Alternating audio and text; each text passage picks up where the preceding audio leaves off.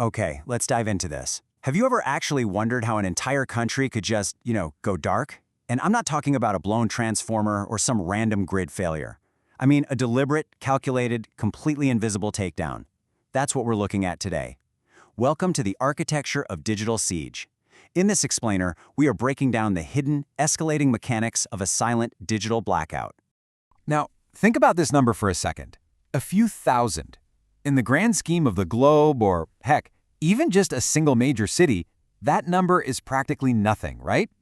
But this deceptively small number, it's the tiny invisible root cause of a massive catastrophic event.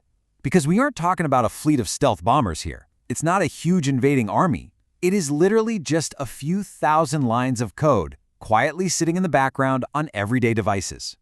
And when we actually contrast these two things side by side, we see a truly terrifying asymmetry. I mean, on one side, you have this microscopic footprint, a few thousand infected computers. That's it. But on the other side, an entire nation's critical infrastructure. We're talking banking, hospitals, communications, transportation grids, the whole shebang. We are looking at a scenario where this handful of compromised machines can shut down an entire country in a matter of minutes. And the truly chilling part? You wouldn't even know it was happening until the lights literally go out on your digital life. Part 1, Anatomy of an Attack. Let's move to the actual science of this and see how this builds. So, how do we actually get from a single compromised laptop to a full-scale digital blackout? Well, it isn't magic. It follows a clear, rapidly escalating pattern. First up, step 1, a simple virus. Somebody clicks a bad link, and boom, one machine is infected. Then, it replicates, it spreads. And that brings us to step 2, botnet formation.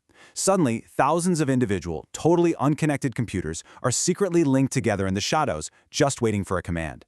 And then, the trigger is pulled. Step 3, a nationwide DDoS attack. The scaling here is absolutely exponential. What started as one solitary quiet virus is now a coordinated swarm executing a full-scale national crisis at literal lightning speed. Now, since we probably all know the basics of botnets and distributed denial-of-service attacks, let's really focus on the sheer scale our sources highlight here. A modern botnet doesn't just, ping a server.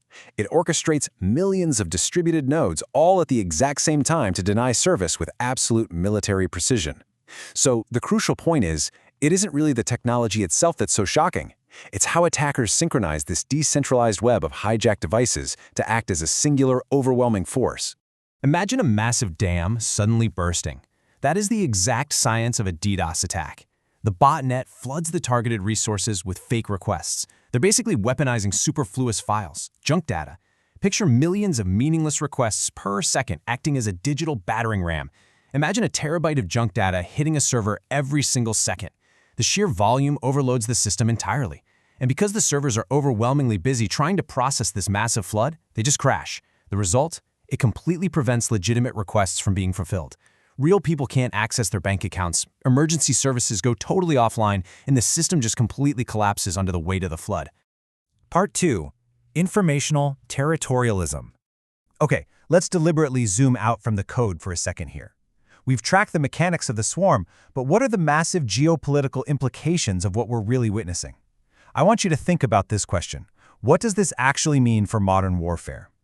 If a handful of hijacked computers can shut down a nation's vital infrastructure in minutes without a single troop ever crossing a physical border, how does that change the way conflicts are fought? We are looking at a complete paradigm shift introduced by our source material. Now, what's really interesting here is how the source material introduces a pretty heavy academic concept to explain this shift: informational territorialism. It basically suggests that the new battlefield isn't necessarily a piece of geography anymore. It is the information space itself. It's the digital territory where all of our data, our communications, and our critical life-sustaining systems actually live. And this brilliantly illustrates a major contrast. Look, throughout human history, power was defined by the physical land you could conquer, hold, and defend, right? But the source material claims that today, controlling a signal, the ability to disrupt, deny, or dominate the flow of digital information is actually way more powerful than controlling physical land. You absolutely do not need to physically occupy a capital city if you can just turn off its ability to function from 1,000 miles away. Which leaves us with a profound, unanswered final thought.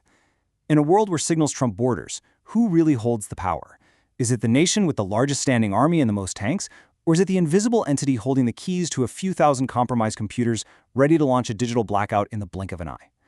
Understanding the architecture of these digital sieges completely changes how we view infrastructure, security, and honestly, the future itself.